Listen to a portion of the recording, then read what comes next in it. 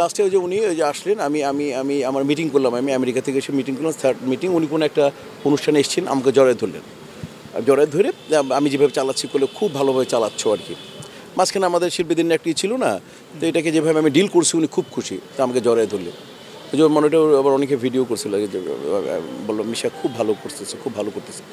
ওই প্যানেল, আমাদের তো শিল্পী সমিতি প্যানেল কোনো প্যানেল না, ওই প্যানেলে দাঁড়িয়েছিলেন, পরাজিত হয়েছেন। এর আগে সবসময় আমার প্যানেলে ছিলেন এবং সবসময় হাসি খুশি, মানে সবসময় মিস করবো, মারাত্মক মিস করবো সবাই, আমরা না, গোটা ইন্ডাস্ট্রি মিস করবে ওনার উপস্থিতি। একটা বিষয় একটু আলোচনা হচ্ছে, যেটা হচ্ছে যে অনেকে বলছে যে অঞ্জনাপার গায়ে আঘাতের চিহ্ন ছিল, এরকম কিছু বিষয় সামনে আসছে। এই বিষয়গুলো আমি এইমাত্র শুনলাম। এখন আমার কথা হচ্ছে যে এই ব্যাপারটা তো আপনারা যেহেতু তাকে ভালোবাসে, ইনভেস্টিগেট করবেন আপনারা অবশ্যই। আপনারা যদি মনে করেন অবশ্যই ইনভেস্টিগেট করবেন আপনারা। তার যেহেতু আমরা জানি তার আসলে মানে প্রকৃতপক্ষে তার কোনো সন্তান নেই বা পরিবারে সেইভাবে কেউ নেই, আসলে সেক্ষেত্রে তার যে প্রপার্টি বা সম্পত্তি আছে সেগুলো আসলে কীভাবে কী করবে? আসলে এটা একান্তই ব্যক্তিগত, আমি এবার ন্যূনতম আমার জ্ঞান নাই কার কী প্রপার্টি না আছে। আমি বলি আপনারা তাকে এত ভালোবাসতেন, আমরা সবাই ভালোবাসি, আপনারা যদি যেটা ভালো মনে করবেন সেটা করবেন।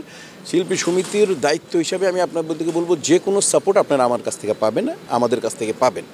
যদি আপনার কোনো সাসপিসিয়াস কোনো কিছু মনে হয়, তাহলে আপনার অবশ্যই সেটাকে আপনারা তুলে ধরেন এবং আমরা আপনাদের পাশে থাকবো, ঠিক আছে? আর আপনার তো ছেলেই আছে, মেয়ের জামাই আছে, তাই না? চলো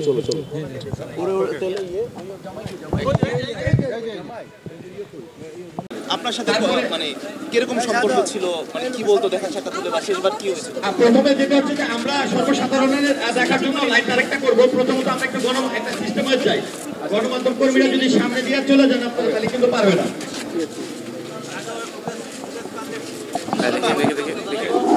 আরেকটি জিনিস